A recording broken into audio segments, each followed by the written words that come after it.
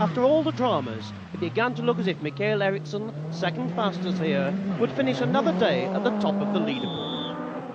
World champion Timo Salonen was a full 4 seconds slower than Eriksson here, but still holding third place.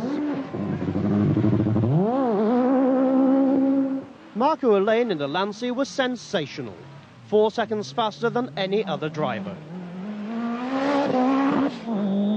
Kankkunen had his hairiest moment of the day, teetering on the edge of disaster with some incredible two-wheel driving. He was still third fastest on this stage. Mikael Sundström is once again amongst the pacemakers, proving he can handle the extra power of the full works car.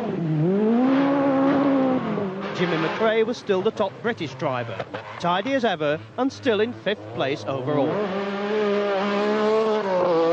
Tony Pond told us he was enjoying every second of the Lakeland stages. He was in 8th place. Stig Blomqvist's sad departure left Kalle Grundle to carry the Ford flag.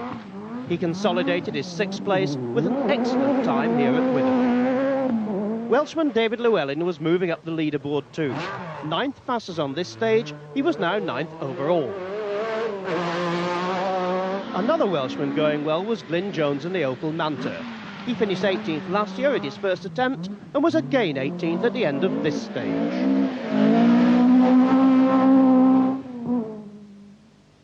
The 2 Grisdale Forest stages would take the crews from Lake Coniston to Lake Windermere, but there would be little time for sightseeing. Mikael Eriksson was soon in trouble. He shot off a bend and hit a tree, severely damaging the front of the car and affecting its steering. He was soon off the road again and limped out of the Grisdale stages down in 3rd place.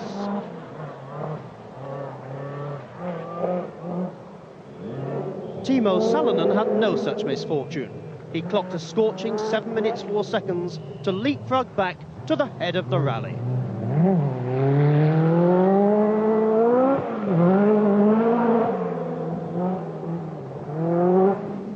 Marco Elaine in the Lancia was even faster.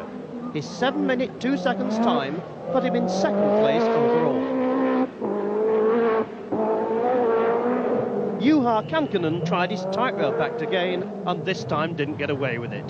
The Peugeot spun into a deep ditch and rolled backwards end over end. He lost more than 3 minutes before setting off with a very bent car. Tony Pond was having steering problems, yet somehow he managed 2nd fastest time over the 25 brutal miles. His service crew had to replace his power steering pump. No wonder he had aching arms.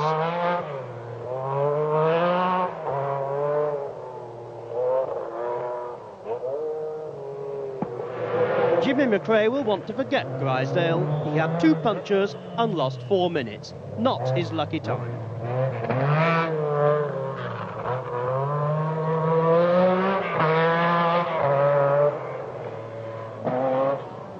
Kalle Grundle was still keeping Ford's hopes of success very much alive.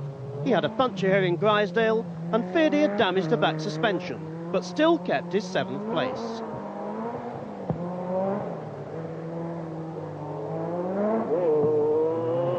Harold Demuth, the 36-year-old German driver, may only have 170 horsepower in his Audi, but his determination gave him his 8th fastest time here and 11th place overall.